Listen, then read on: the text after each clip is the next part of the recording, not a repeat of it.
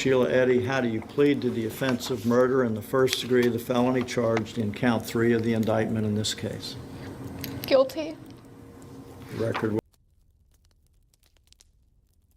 The grainy black and white footage never shows her face, only a small teenage figure in sweatpants and a hoodie slipping out of a ground floor window at 12:31 a.m., crossing the parking lot she's walked through 1,000 times before and climbing into the back seat of a waiting car. Inside are two girls who know every secret she has, who have slept over in that bedroom, who have sat at this family's dinner table. They are her best friends. Within hours, 16-year-old Skylar Neese will be lying in the dirt beside a rural road, stabbed again and again by the same two girls her parents trusted most. To the outside world, Shelia, Eddy, and Rachel Shoaf are typical West Virginia high schoolers. They tweet song lyrics, post filtered selfies, and share inside jokes only the three of them understand. Teachers at University High School see the trio as loud, bright, sometimes dramatic, but ordinary. At Wendy's, where Skylar works part-time, co-workers know Shelia and Rachel as the girls who come through the drive-thru, laughing and leaning out the car window to see their friend. On social media, the three of them call each other besties and sisters. Privately, the dynamic is less cute. As the bond between Shelia and Rachel tightens, Skylar feels pushed to the outside. Arguments flare, apologies follow, then new arguments. Online, they broadcast everything, except the part where two of them start talking seriously about killing the third. Skylar Annette Neese is born on 10th of February 1996 in Morgantown, West Virginia. An only child, she grows up in a small apartment with parents Dave and Mary, who describe her as a firecracker, smart, independent, and stubborn in the best possible way. She earns straight A's, loves reading, and is fiercely loyal to her friends. She meets Shelia in middle school. They become inseparable. When Rachel joins their orbit, the trio solidifies. At first, it is typical teenage intensity, all-consuming closeness, constant texting, and a sense that no one else really understands them. By around age 15, the tone changes. Skylar tweets hints of feeling betrayed and left out. Shelia and Rachel's posts sometimes seem directed at her without naming her, a digital cold shoulder. Behind those posts lies a deeper secret, a romantic or sexual relationship between Shelia and Rachel that they hide from everyone, including Skylar. In that secret world, Skylar becomes not a friend to cherish, but a problem to solve. In the months before the murder, the trio's arguments escalate. Skylar complains about being caught in the middle. Shelia and Rachel talk more and more without her. Somewhere in that emotionally intense, unsupervised space, an idea that would horrify most people passes between them and is allowed to settle. What if they just got rid of her? There is no documented history of severe childhood abuse or psychosis pushing them toward violence. There are instead two teenagers who begin to see murder as a way to end drama and protect their own secret. On the night of 5th of July 2012, fireworks still echo in the hills around Star City as the town recovers from Independence Day. Around midnight, Shelia texts Skylar about sneaking out for a late-night drive, something they've all done before. Shortly after 12:30 a.m., early on the 6th of July, Skylar quietly pushes her bedroom window open, sets a small bench outside, and climbs out to the ground. The apartment's security camera, mounted above the parking lot, captures her moving across the pavement and opening the back door of Shelia's sedan. In the front seats are Shelia and Rachel. Under their hoodies and jackets, each girl has hidden a kitchen knife. In the trunk is bleach, paper towels, and a shovel. They drive across the West Virginia-Pennsylvania state line toward a rural area in Greene County, a place they visited before to smoke. When they park near a desolate stretch of road, they all get out under the pretense of looking for a spot to light up. They walk toward a tree line. When they stop, Rachel calls out a prearranged signal, "On 3!" and the two girls begin stabbing. Skylar tries to run, tries to fight them off, but the knives keep coming. Later, Rachel will tell investigators that Skylar's last word is, "Why?" There is no answer that redeems them. She is stabbed dozens of times. They drag her body to a clearing, attempt to bury her with rocks and branches, and leave her there, alone, in the dark. Back home, they switch back into performance mode. The next morning, Shelia tweets as if nothing has happened. When Skylar's parents realize she is missing, Shelia acts concerned, claiming she dropped Skylar off near the apartment complex after their drive. For weeks and then months, the two girls perform grief and worry. They help pass out missing person flyers. They sit on the living room couch where Skylar used to sit, telling her parents how much they miss her. Shelia posts message after message about her missing best friend, even retweeting police alerts about Skylar. The most horrifying detail is not just the killing, but the coldness of that sustained lie. Initially, police treat Skylar as a runaway. She climbed out her window. Her friends claim she walked away from the car near the apartment and didn't come back. The CCTV clip showing her getting into the back of the sedan is the first major break. Investigators link the car to Shelia's family. As weeks pass, they notice that Shelia and Rachel's stories do not match perfectly, and that both girls seem more focused on each other than on their missing friend. Cell phone records show that on the night Skylar disappeared, all three phones pinged towers in rural Pennsylvania, not near Skylar's home. That conflicts directly with their story. By December 2012, pressure intensifies. Rachel begins acting erratically at home and eventually suffers what is described as a breakdown. On 28th December, she is taken to a hospital. Then later, during police questioning, she confesses. She and Shelia planned the murder for months and carried it out together. In January 2013, in the snow-covered hills of Greene County, she leads investigators to a set of human remains. DNA later confirms they belong to Skylar. The spot is just off a lonely country road, not far from where the three girls once posed for photos. On 1st May 2013, Rachel Shoaf pleads guilty to second-degree murder in a West Virginia courtroom. She admits that she and Shelia lured Skylar from her home and stabbed her to death. In sentencing hearings, she sobs and tells Skylar's parents, "I am so sorry," acknowledging that no apology can repair what she did. On 4th of January 2014, Shelia Eddy pleads guilty to first-degree murder, kidnapping, and conspiracy. Unlike Rachel, Shelia appears largely emotionless, at times smirking or staring ahead. The judge sentences her to life imprisonment with mercy, allowing for parole eligibility after 15 years. Rachel receives 30 years with parole eligibility after 10. As of 2025, both women remain incarcerated in West Virginia. The case has been covered on shows like 2020 and I Killed My BFF, analyzed in countless articles and podcasts, and used in discussions on bullying, teen violence, and the role of social media.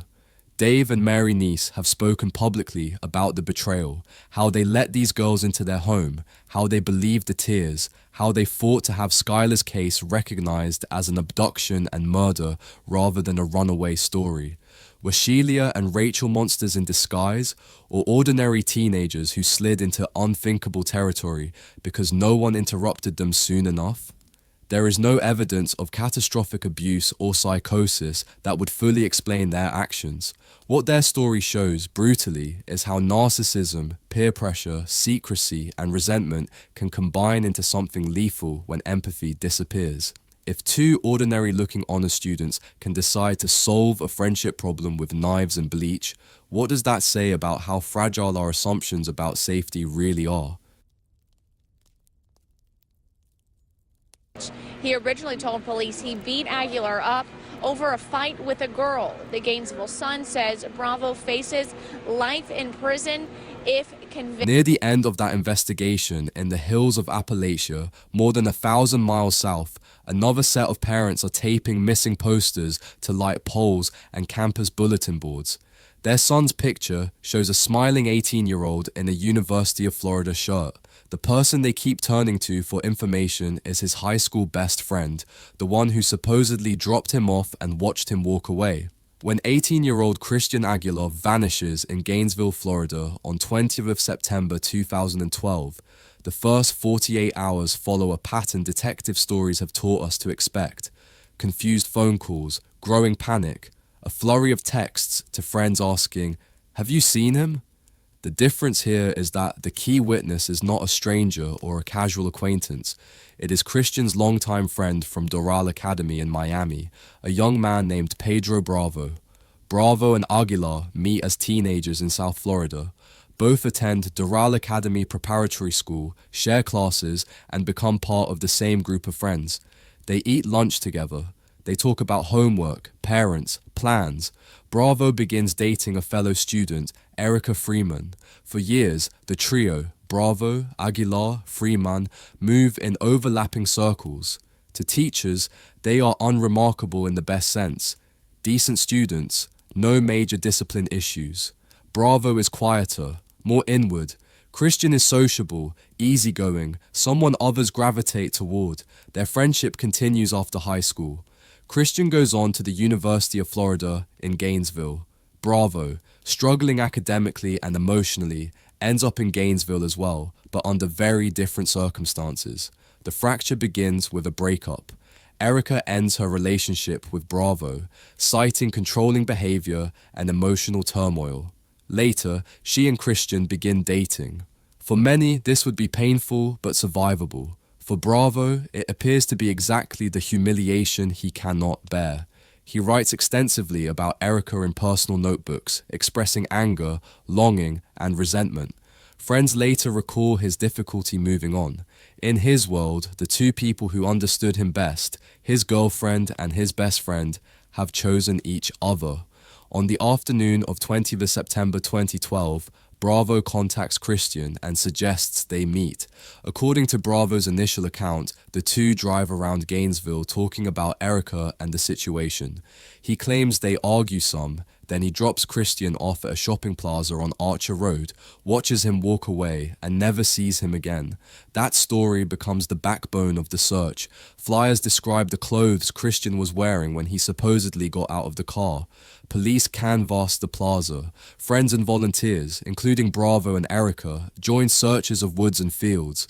Behind that public narrative, prosecutors later say something very different happened. Bravo, consumed by jealousy and a sense of betrayal, allegedly attacks Christian inside his SUV, beating and strangling him. When Christian stops moving, Bravo drives out of town toward a remote wooded area in Levy County. There, he drags his best friend's body into a clearing, digs a shallow grave, and covers it with brush and soil.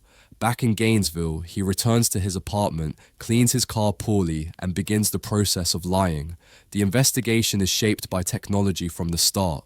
Christian's phone goes dark after a certain time on 20 September. Surveillance footage from stores near the supposed drop-off does not show him. When detectives pull records for Bravo's phone, they see that his movements do not match the story about the plaza. Instead, location data points toward the area where Christian's body is later found. Store receipts show that Bravo had purchased duct tape and other items that fit the disposal theory. In a later search, officers find in his belongings a receipt for a shovel bought at Walmart days before the killing. They also find personal writings that dwell obsessively on Erica and the wrongs Bravo believes have been done to him. On 21st September, police question Bravo at length. As inconsistencies mount, he shifts details but holds to the basic framework. He dropped Christian off, and whatever happened afterward is a mystery. The problem is that Christian never contacts anyone again. His debit card is unused, and his body, when discovered on the 5th of October, is found miles from where Bravo claims to have left him. The shallow grave and state of remains support the timeline investigators pieced together from digital records. The friend who last saw him alive becomes the prime suspect. In August 2014, Bravo goes on trial in Alachua County for first-degree murder, kidnapping, giving false information to law enforcement, and other charges. Prosecutors lay out a narrative of premeditation. The shovel, the duct tape, the location data, and the way Bravo inserted himself into the search to deflect suspicion. In victim impact statements, Christian's parents speak about trusting Bravo as their son's friend, someone who sat at their table, only to learn he was the one who took their child's life. Erica describes the horror of realizing that the man she once loved killed the man she loved now. The defense argues that the state has built an inferential case and raises questions about exact timing and intent, but the cumulative evidence is overwhelming. The jury convicts Bravo of first-degree murder and related counts. He is sentenced to life in prison without the possibility of parole. For the Aguilar family, the sentence brings legal closure, but not peace. They must live with the knowledge that Christian's last ride was with someone he trusted implicitly. In the years that follow, Bravo's name surfaces in a bizarre prison plot involving alleged paid witnesses and attempts to manufacture doubt about his conviction. That scheme fails, and his legal challenges crumble. Reports later note that Bravo dies in Florida Department of Corrections custody in 2025, his life spent running out behind bars, while Christian's life remains frozen at 18. Did Bravo's upbringing or mental state leave him incapable of handling loss in a healthy way, or did he make a series of conscious choices rooted in entitlement and rage? His journals and actions suggest someone who cannot accept that other people have the right to move on. In his mind, Erica is not a person with agency, and Christian is not a friend with feelings. They are characters in his story, and he would rather erase his best friend than accept a reality in which he loses. When a person decides that their feelings matter more than another person's life, the word friend becomes a costume. Understand what she was saying?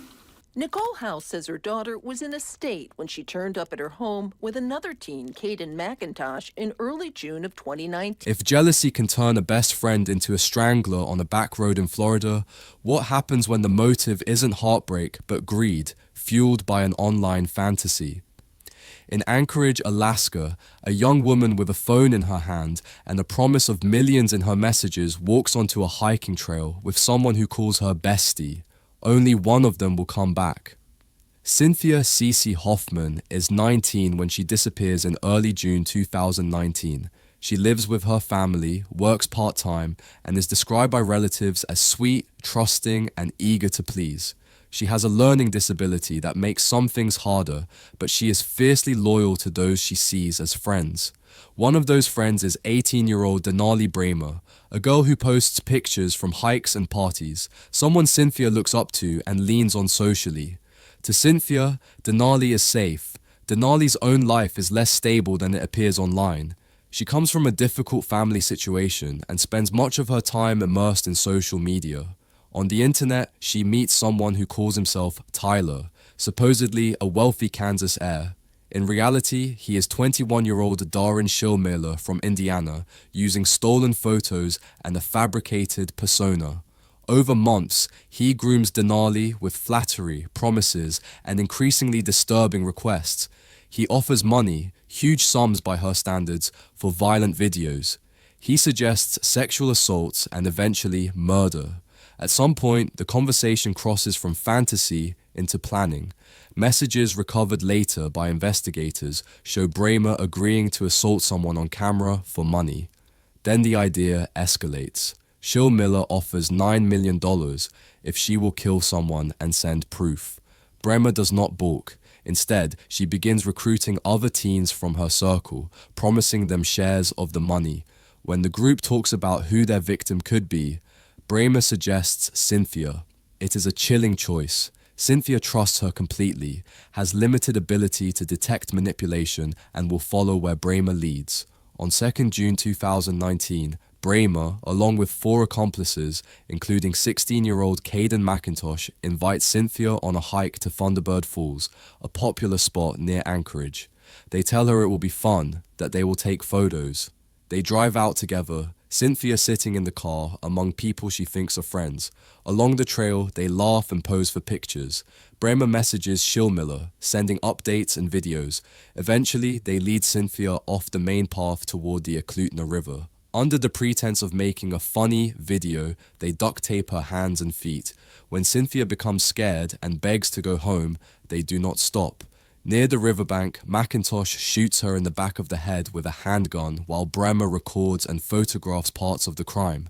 They push Cynthia's body down the bank toward the water and leave her there, face down in the mud and brush. Later, Bramer sends images to Shelia as proof that she has done what he asked. When Cynthia fails to come home, her father reports her missing.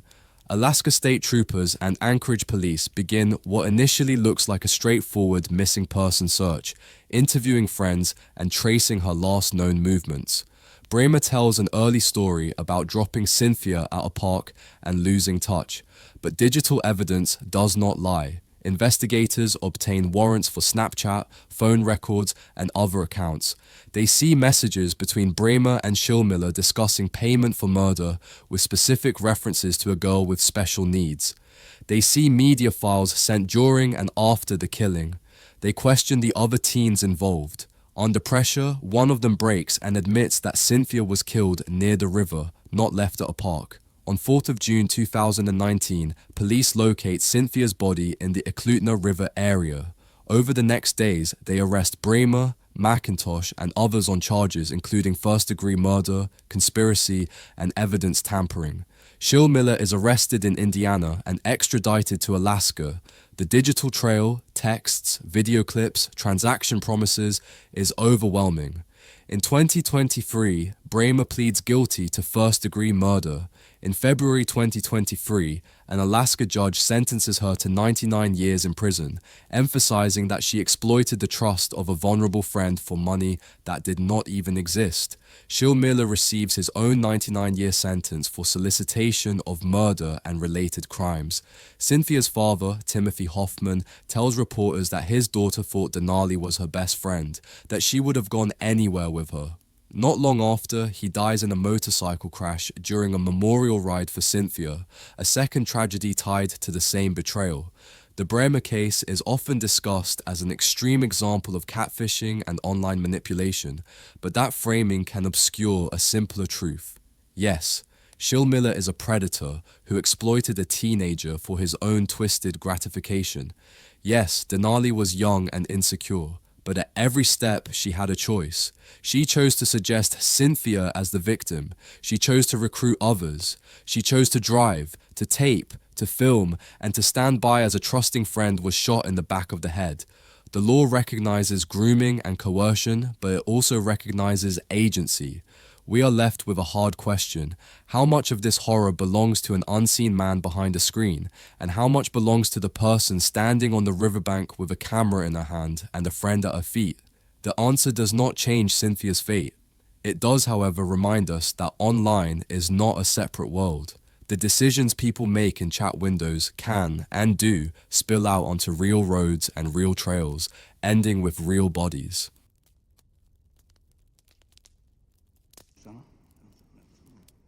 Satu, menyatakan terdakwa Jessica Kumala alias Jessica Kumala Wongso alias Jess.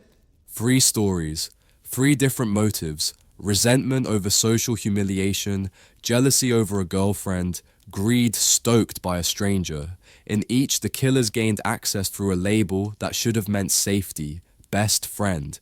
In Jakarta, Indonesia, that access looks even more ordinary. It's not a midnight drive, a campus car ride, or a remote trail. It's a text message between old friends. Let's grab coffee.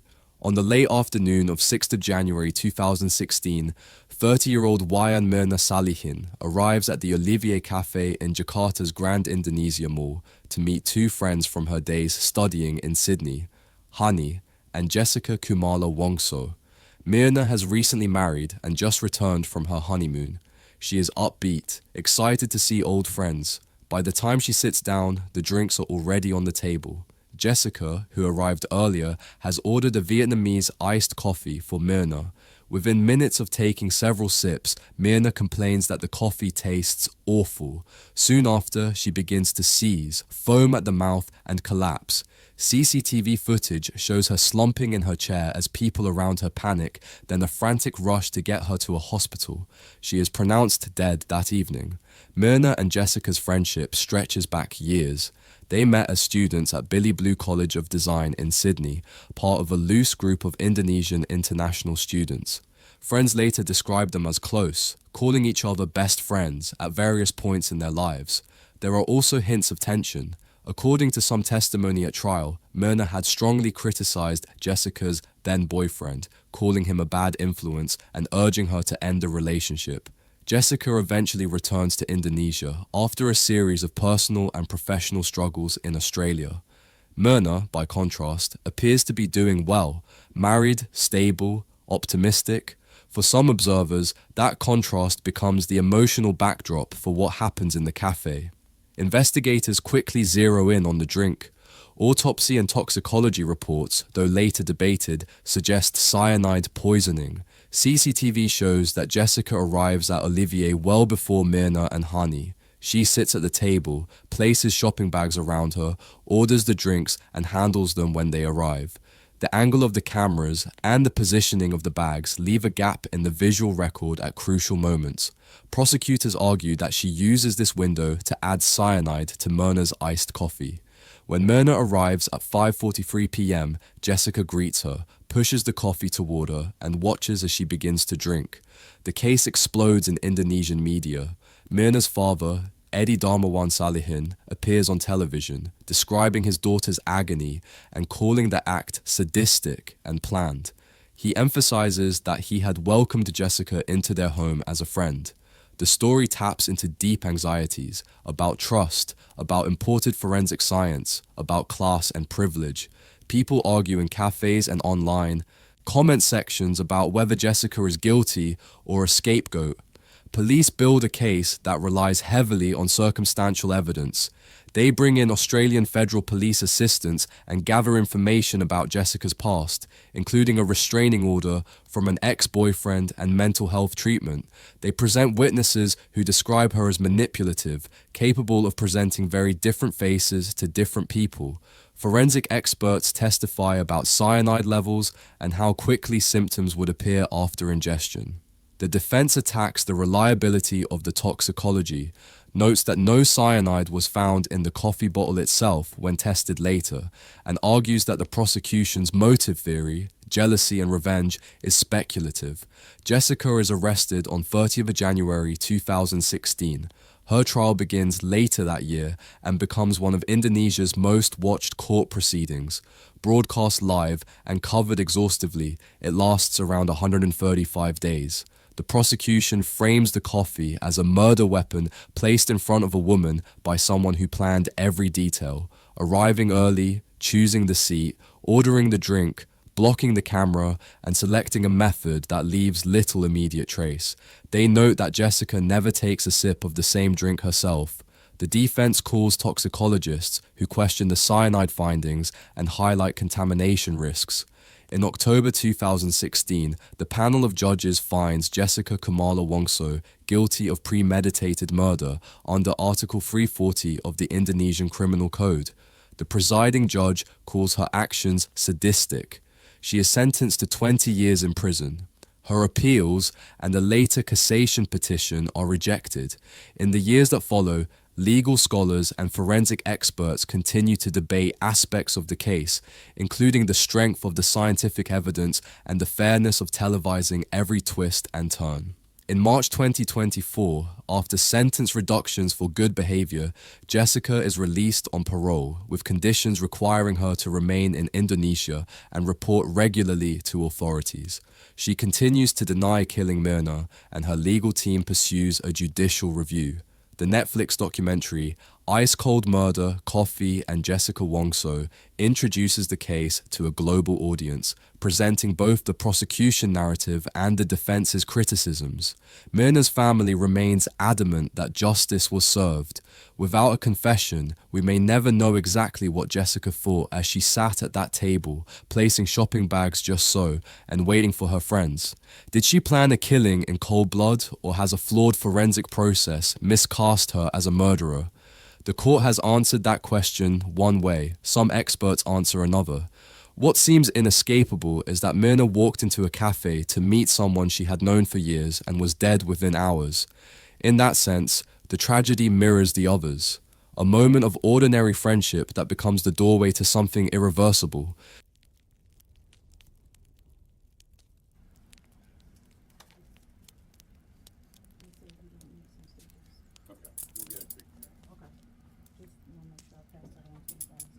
In the United States, we tend to imagine best friend murders in the context of youth, teenagers in bedrooms, college students in dorms.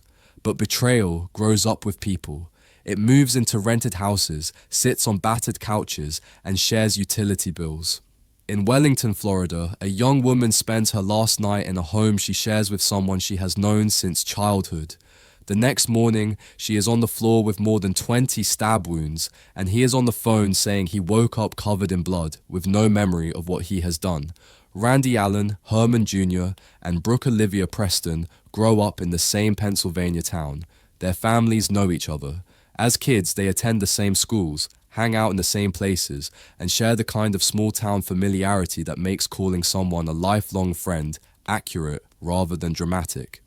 In their early 20s, they moved to Florida with another friend, seeking warmer weather and new opportunities. They rent a house in Wellington, just west of West Palm Beach. To the outside world, it looks like an adventure. Two best friends from childhood sharing a home, trying to build adult lives. Underneath, there are problems. Herman struggles with heavy drinking and depression. There are reports of him often being intoxicated, sleeping on the couch, lacking direction. Brooke is more focused. She works, maintains relationships, and eventually decides that Florida is not where she wants to stay. By early 2017, she has planned a move back to Pennsylvania. That decision means leaving the house and perhaps leaving Herman behind. Friends later say he seemed aimless and lost, more reliant on Brooke than he admitted. On 25th of March 2017, Brooke and Herman spend their last hours under the same roof.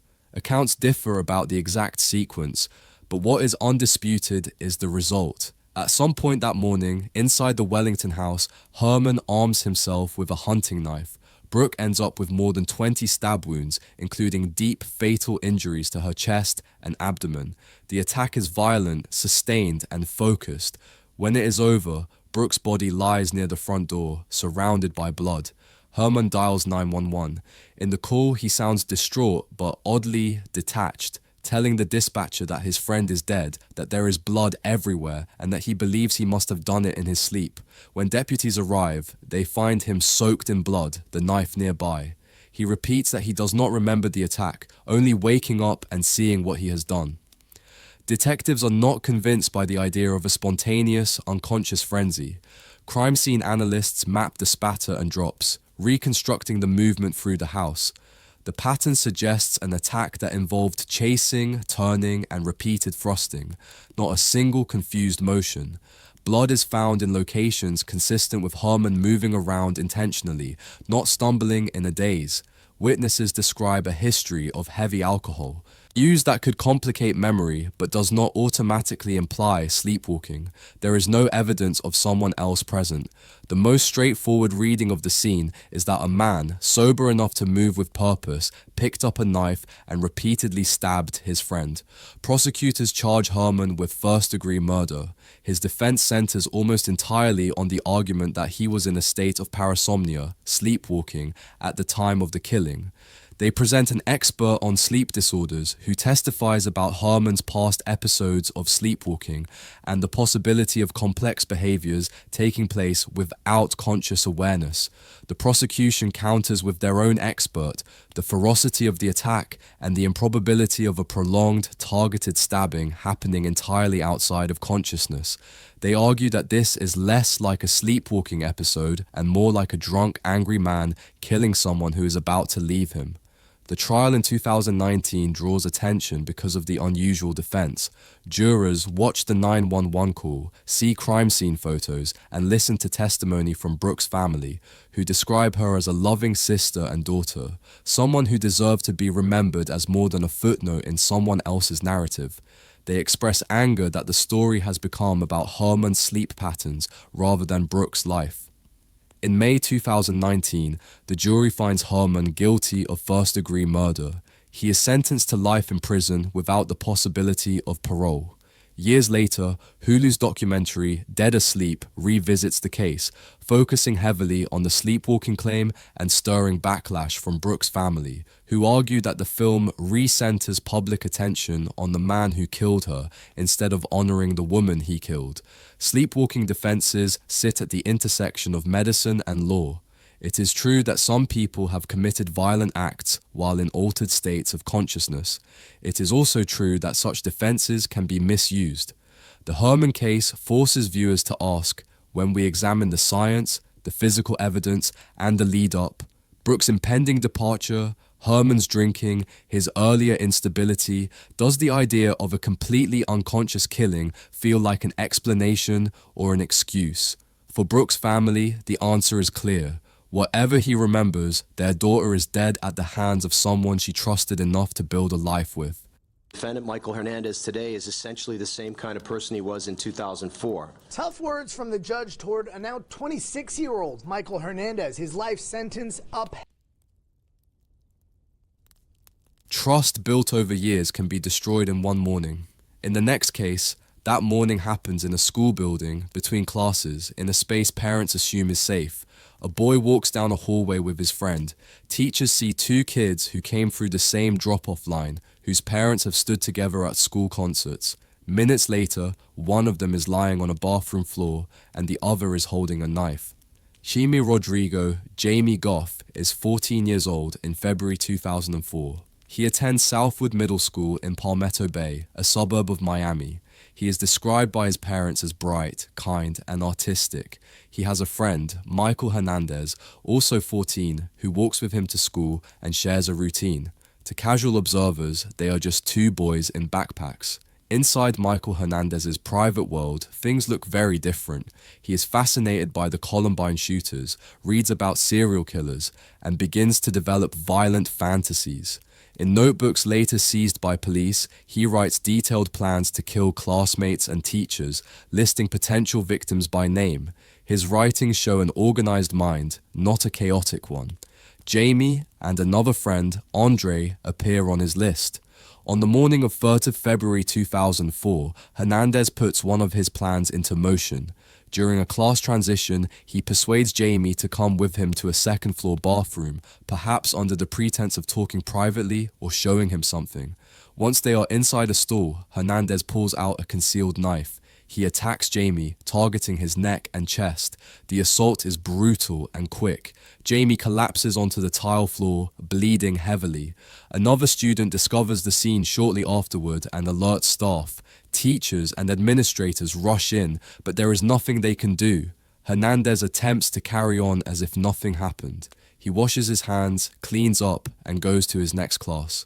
But the school is in crisis. Administrators know there has been a stabbing and they quickly narrow down who was in the bathroom. Hernandez is found with blood on his clothing and the knife in his backpack.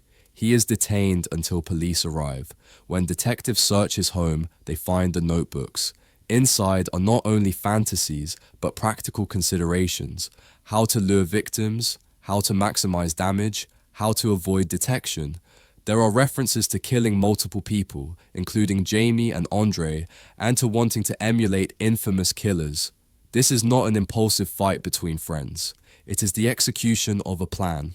Hernandez is charged with first-degree murder. Because of the severity and premeditation, prosecutors successfully seek to have him tried as an adult. In court, mental health experts testify about personality disorders, obsession, and the difficulty of assessing risk in a teenager who appears normal on the surface. Jamie's parents listen as their son's final minutes are described in clinical detail. They confront the reality that the boy they thought was their son's friend had been quietly plotting his death. In 2008, Hernandez is convicted of first-degree murder and sentenced to life in prison. Years later, after US Supreme Court decisions limiting automatic life without parole sentences for juveniles, his case is revisited. He is resentenced, with a judge weighing his youth at the time of the crime against the level of planning and lack of remorse.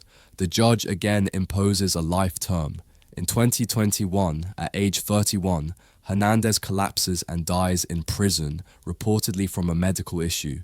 Jamie's parents tell reporters that while his death does not bring their son back, it ends a painful series of legal proceedings. The boy who once walked beside their son to class, sharing jokes and plans for the future, spent the rest of his life behind bars, his own plans narrowed to the routines of a prison. Hernandez's case raises questions many parents would rather not face. How do you spot danger when it wears the smiling face of a classmate, when it holds your child's backpack on a field trip, when it has spent years inside your house? How many warning signs were invisible because we do not expect to look for murder in the eyes of a 14-year-old? The uncomfortable answer is that sometimes there are no obvious signs, only the aftermath. Brad. Oh my God, no. Dude, what the hell's going on? Oh! Oh my God, this is all coming down. While that story is about adolescence gone unimaginably wrong, the next one centers on adulthood and denial. In Bel Air, Ohio, a man lives two lives at once, one as a married, church-going father, another as the secret lover and best friend of a gay coal miner named Brad McGarry. When the pressure of those two identities colliding becomes too intense, he doesn't make a confession. He picks up a gun. Brad McGarry is known in his community as funny, generous, and openly gay, a man who works hard in the local coal mines and spends his free time with friends and his dog. One of those friends is David Kinney, a married man with a young child. On the surface, Kinney is what his community expects him to be: straight, family-oriented, respectable. Behind closed doors, he and Brad are in a sexual relationship. To Brad, the bond is deep. He considers Kinney his best friend, the person he can be fully himself with. The secrecy of their relationship puts pressure on both men, but especially on Kinney, who lives in fear that his wife will find out. Text messages and testimony later show that the two men argued at times about the future. Did Kinney genuinely intend to leave his marriage? Did he mislead Brad about what he was willing to risk? Regardless of the precise conversations, one fact is clear. The truth, if exposed, would shatter the carefully constructed life Kinney presents to the world. On 7th of May 2017, Brad is shot twice in the head in the basement of his Bel Air home. There are no signs of forced entry. It appears that whoever killed him was someone he trusted enough to let inside. That same day, Kinney arrives at the house with his wife and child. He discovers Brad's body and calls 911, playing the part of shocked best friend. He tells police that he has no idea who would want to hurt Brad. The scene is staged to look like a robbery, with items displaced and a back door open. Investigators, however, quickly notice inconsistencies. They verify Kinney's movements through phone records and cell tower data. Those records place him at Brad's home. At times, he initially denies being there. As they interview people in Brad's life, the secret relationship begins to emerge. Friends and acquaintances say they suspected or knew there was more than friendship between the two men. Once that door is open, detectives look at Kinney's marriage and the tension that knowledge would create. Under questioning, Kinney's story shifts. He eventually admits to the affair, but tries to frame the shooting as an accident, then as self-defense, changing details as old ones are undermined. Prosecutors argue that the motive is clear: fear of being outed. Brad knows too much. If he is angry or hurt, he could reveal everything to Kinney's wife and community. In that calculus, Kinney decides that killing his best friend is preferable to telling the truth. At trial, the state presents the physical evidence, the trajectory of the bullets, the lack of signs of a struggle consistent with Kinney's shifting stories, the staged nature of the robbery scene. They present messages that reveal the emotional stakes. Witnesses from the community testify about Brad's trust in Kinney and his belief that their relationship mattered. The defense attempts to raise doubts about premeditation and motive, but cannot convincingly explain away the digital and physical traces. Kinney is convicted of aggravated murder with a firearm specification and is sentenced to life in prison without parole. In interviews and televised true crime episodes, Brad's friends describe the emotional violence of realizing that the man they thought was Brad's safe haven, a friend who shared his bed and confidences, was the same man who aimed a gun at the back of his head. We often talk about homophobia in abstract terms: laws, policies, slurs. This case shows how internalized shame and fear can twist into something more intimate and lethal. Kinney could have chosen honesty, however painful. He could have ended the affair. He could have confronted his own identity. Instead, he made a calculation. Better that my best friend die than that my wife know who I really am. In doing so, he turned the only space where Brad was fully accepted into a kill zone. Dylan Thomas, for the murder of William Bush, I sentence you to imprisonment for life. In Wales, another friendship stretches from adolescence into adulthood, sustained over nearly a decade. Dylan Thomas and William Will Bush meet as teenagers. They share school days, jokes, and eventually a home. Friends later say that Bush is Thomas's only real friend. On Christmas Eve 2023, that decade of shared history ends in a way no one around them imagines possible. Thomas grows up in the United Kingdom in a family whose details matter less to this story than his mental state in the years before the crime.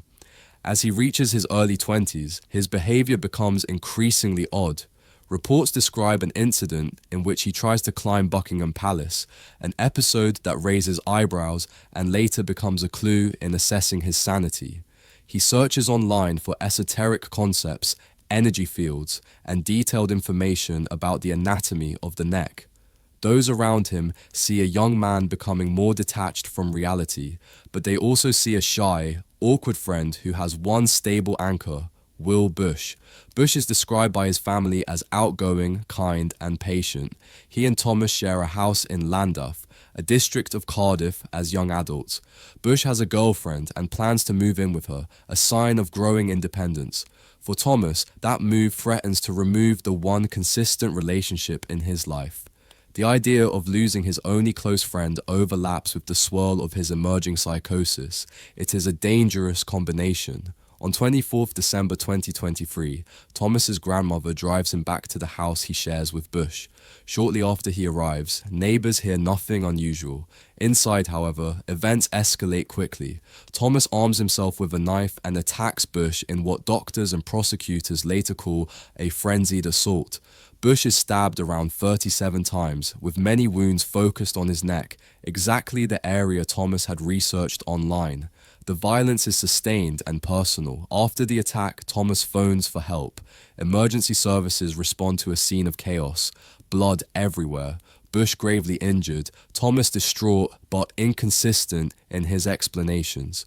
Paramedics and Thomas's grandmother attempt resuscitation, but Bush is pronounced dead soon afterward. Police investigate. They examine Thomas's digital history, his odd behaviors, and the specifics of the attack. Psychiatric experts diagnose him with schizophrenia. The defense will later argue that his responsibility is diminished by his illness, that he was in the grip of psychosis when he stabbed his friend. Prosecutors acknowledge his mental health issues, but point to the steps he took before and during the attack. Researching anatomy, acquiring the weapon, targeting Bush's neck in a way consistent with someone who knows exactly where to strike. In 2024, Thomas goes on trial for murder at Cardiff Crown Court.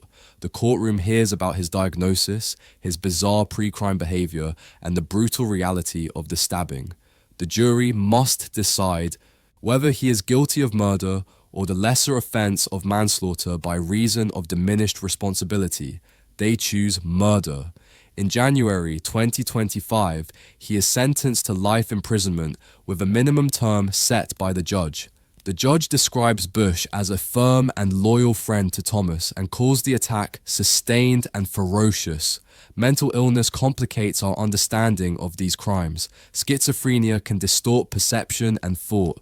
It can make harmless events feel sinister, turn friends into imagined threats. But illness does not automatically erase responsibility. Courts around the world wrestle with where to draw the line. In this case, the jury and judge conclude that Thomas knew enough about what he was doing, planned enough, and acted with such focused violence that the word murder still applies.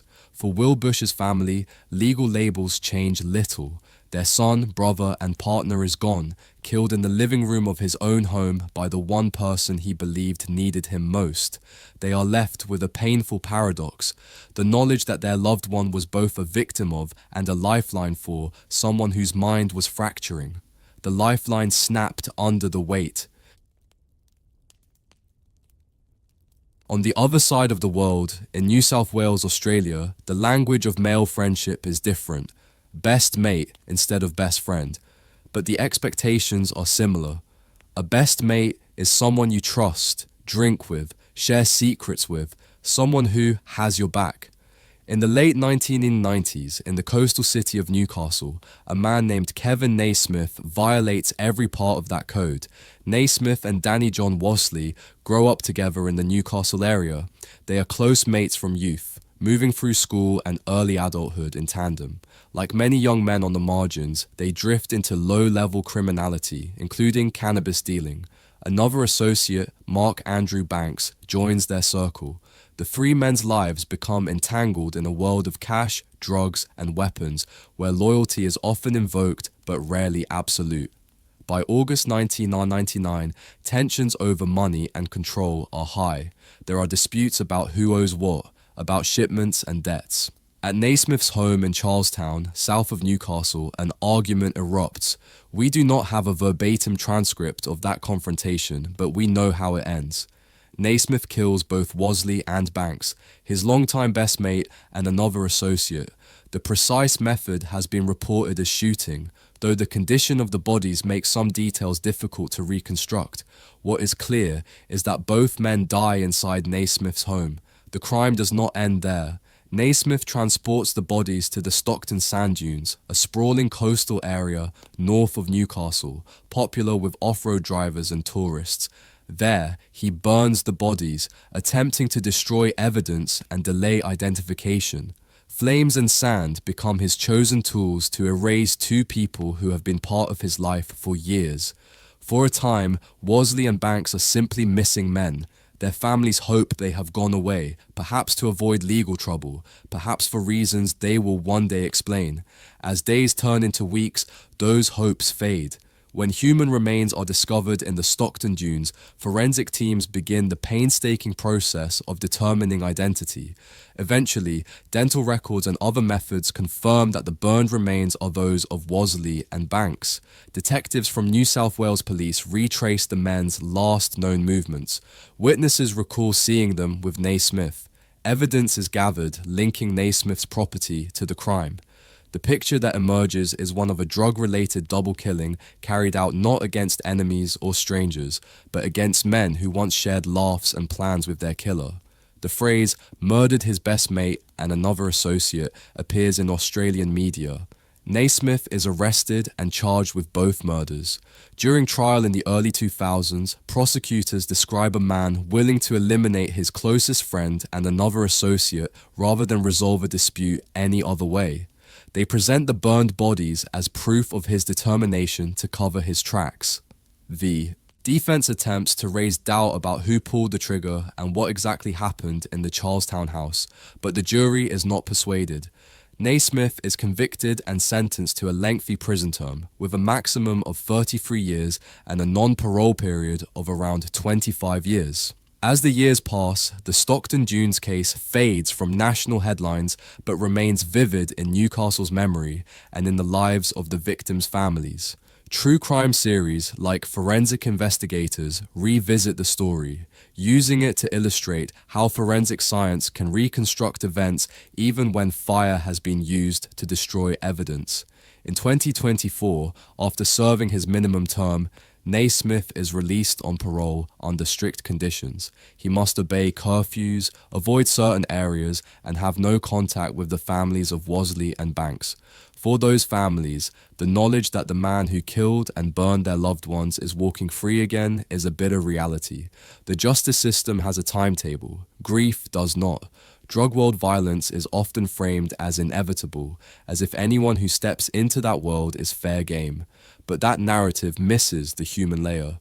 Before they were a dealer and his associates, Naismith and Wasley were children playing in the same streets, teenagers sharing jokes about teachers, young adults calling each other mate in the easy shorthand of Australian masculinity. That history did not stop Naismith from pulling the trigger or lighting the fire. It only added another layer of betrayal. If you watch that HBO show, murdering his friend Susan Berman just over 16 years ago. Aaron, you've been reporting on the Durst case. For over a decade, Our final story operates on a different scale. It does not begin with two kids on a school bus or a pair of teen girls in a bedroom. It begins with a New York real estate dynasty and a son who never quite fits. Yet at the center of the only murder conviction he ever receives stands a woman who calls him her best friend. Robert Allen Durst is born on 12th of April 1943 into the Durst Organization, one of New York City's most powerful real estate families. As a child, he witnesses the aftermath of his mother's death in a fall from the roof of their home, an event that he later describes as formative.